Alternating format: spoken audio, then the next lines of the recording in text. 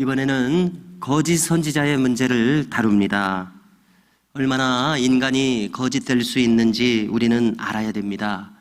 종교인의 거짓은 더욱 큰 문제입니다.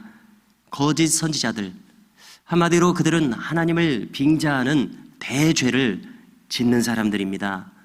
자, 이런 문제는 첫째, 그들은 하나님과의 교제가 없기에 하나님으로부터 받는 것이 없습니다. 신앙생활은 기도생활일 것입니다. 누가 되었든지 간에 우리의 신앙생활 가운데 주님을 향해서 기도함으로 나아갈 때 아마 첫째 단계는 여러 가지 생각으로 우리의 정신이 좀 혼미한 그런 단계일 것입니다. 그러나 좀 더 깊이 우리가 기도에 들어간다면 우리의 영혼이 잠잠해질 것입니다. 그러면 그때 내 영에 하나님의 들리는 음성이 있을 것입니다. 말씀으로, 깨달음으로, 또 불현듯 떠오르는 어떤 생각들을 주셔서 하나님께서 주시는 바르고 생명력 있는 그러한 인도하심이 있을 것입니다. 그래서 기도는 아뢰는 시간이라기보다는 그것은 처음에 시작할 때일 것이고, 기도는 주로 하나님으로부터 받는 시간이 되어야 될 것입니다.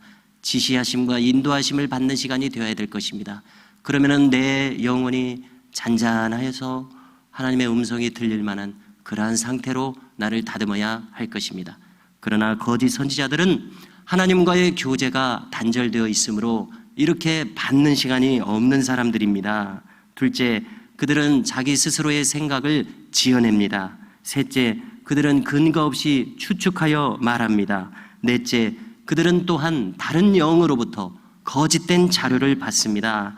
악한 영으로부터 잘못된 것을 받습니다. 다섯째, 그들은 하나님을 두려워하지 않기 때문에 사람들에게 아첨합니다. 또 두려워하기도 합니다. 사람을 두려워하기도 합니다. 여섯째, 바리새인들처럼 위선자들입니다. 겉으로는 그럴듯합니다. 일곱째, 상대방에게서 금전적 이득을 취하려고 합니다. 그 결과 오늘 13절에서 그들은 거짓말을 서슴없이 늘어놓습니다. 칼 즉 전쟁은 없을 것이다. 어디서 이 말씀을 받은 것이죠? 자기들이 지어낸 말입니다. 또 기근도 없을 것이다. 마찬가지입니다. 누가 그런 말을 했습니까? 자기들이 지어낸 것입니다. 태평성대가 주어질 것이다. 평안하다, 안전하다. 듣는 사람들 듣기 좋은 말 하는 것입니다. 아첨하고 있습니다. 그래서 하나님께서 예레미야에게 말씀하십니다. 나는 저들을 보낸 적이 없노라. 명령한 적이 없노라. 말한 적이 없노라. 저들은 거짓 계시, 점술, 가당키나 합니까? 점술, 헛된 것, 허망한 것. 이것은 우상으로 번역해도 좋을 히브리 원어입니다. 허망한 것, 생명력이 없으니까요. 우상, 자기 마음에 거짓된 것으로 말하는도다. 참으로 심각한 것입니다. 하나님께서는 그래서 저 거짓 선지자들 또한 칼과 기근으로, 전쟁과 기근으로 심판하겠노라 말씀하십니다. 그들의 중재는 또한 이것입니다. 자기들만 그릇된 길을 갈 뿐만이 아니라 자기들 앞에 있는 사람들도 오도 잘못 인도한 죄입니다. 그래서 야고보 사도는 선생된 우리가 더 큰 심판을 받을 줄 알고 많이 선생이 되지 말라 이렇게 말합니다. 선생이 되는 것은 엄중한 일입니다. 먼저 그는 하나님으로부터 받는 사람이어야 됩니다. 그리고 받은 대로 전해야 합니다. 바르게 받기 위해서 자신을 바르게 준비시켜야 됩니다. 하나님과의 소통에 전심전력해야 합니다. 24시간이 필요한 일입니다. 얼마나 엄중한 일입니까?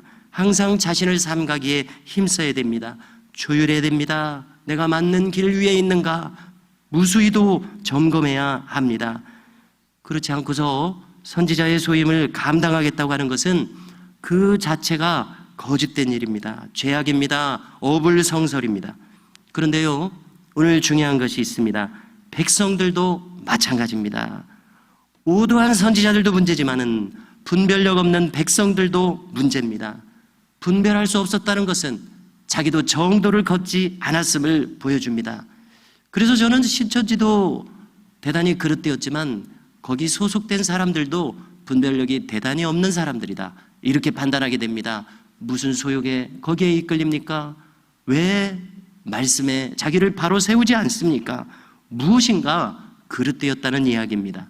잘못 인도한 자들 탓만이 아니라 본인들의 마음도 바르지 못하기에, 동기가 바르지 못하기에 그들은 잘못된 길을 가고 있다, 이렇게 판단이 됩니다.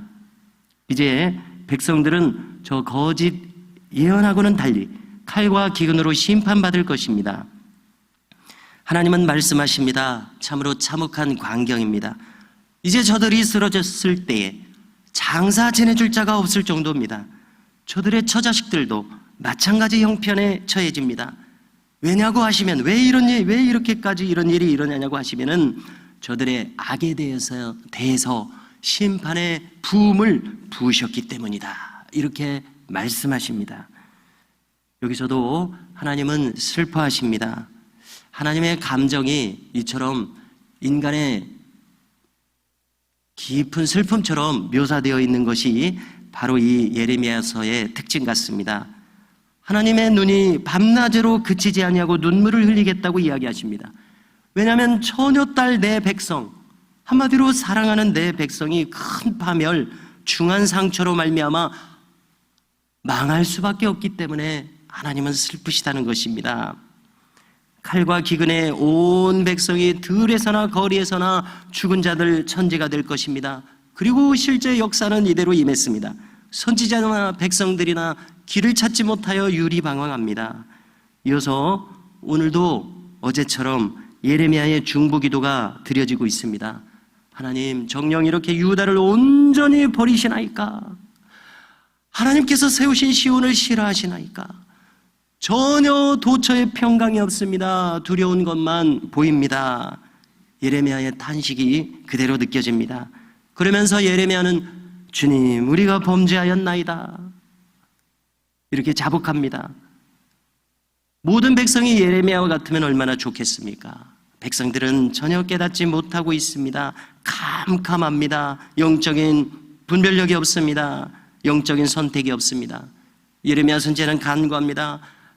마지막 간구입니다. 하나님, 주님의 명예가 있지 않습니까? 주님의 명예를 위해서 우리에게 진노하지 마소서. 영광스러운 주의 보좌가 욕되게 되면 안 되지 않습니까? 예루살렘 성이, 그 빛나는 시온 성이 유린되면 안 되지 않습니까? 주의 성전도 무너지면 안 되지 않습니까? 이 말입니다. 또 우리와 언약을 세우지 않으셨습니까? 참으로 인간이 할 수 있는 그런 말은 아닙니다. 왜냐하면 언약을 어긴 것은 하나님이 아니라 인간들이 언약을 내동댕이 치고 멀어져 버렸습니다. 그러나 예레미야는 마지막 호소할 근거가 없기에 하나님, 언약이 있지 않습니까? 언약이 있으니까 우리를 벌하지 마소서, 진멸하지 마소서, 이렇게 호소합니다.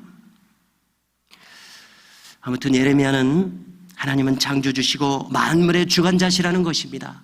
그러므로 우리를 선하게 주관하소서 하나님께 호소합니다. 마지막으로 하나님의 자비와 구원을 간절히 구합니다. 정리합니다. 신앙이란 무엇입니까? 바른 분별력을 가지는 것입니다. 그래서 저 영광스러운 천국을 나의 분별의 기준으로 삼고 하나님을 저 생명수와 생명나무의 근원이 되시는 하나님의 보좌와 그 옆에 어린 양을 나의 분별력의 기준으로 삼고 이 말씀을 기준으로 삼고 바르게 분별하는 이것이 신앙생활의 전부임을 믿습니다. 그러므로 우리 모두가 오늘도 하나님의 말씀대로 온전히 분별하고 그대로 살아감으로써 신앙의 승리자가 되실 수 있기를 주님의 이름으로 축복합니다.